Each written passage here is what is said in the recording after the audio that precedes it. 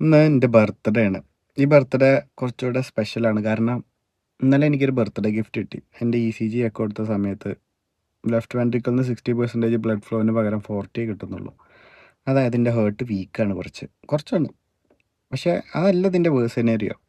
ഇത് വരാനുള്ള റീസൺ എന്ന് പറഞ്ഞു കഴിഞ്ഞാൽ വളരെ റെയറായിട്ട് കിട്ടുന്ന ഒരു ജനറ്റിക് ഡിസീസ് ആയിട്ടുള്ള മസ്കുലാർ ഡിസ്ട്രോഫി ആണ് എനിക്ക് എന്നുള്ളതാണ് അവസാനമായിട്ടുള്ള ഡയഗ്നോസിസ് റിപ്പോർട്ടിൽ പറയുന്നത്.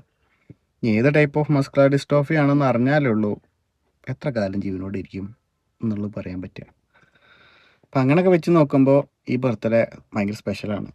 കാരണം ഹാർട്ട് ഫെയിലിയറിനെ ഒഴിവാക്കാനുള്ള മെഡിസിൻസ് ഞാൻ ഇന്ന് മുതൽ എടുത്തില്ല എന്നുണ്ടെങ്കിൽ ചിലപ്പോൾ അടുത്ത ബർത്ത്ഡേ കാണില്ല. എടുത്തു എന്നുണ്ടെങ്കിലും എത്ര ബർത്ത്ഡേ കാണുമെന്നും അറിയില്ല. അതാണ് അവസ്ഥ.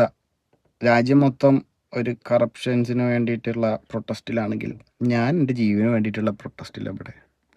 ഇതാണ് അവസ്ഥ. അപ്പോൾ ശരി.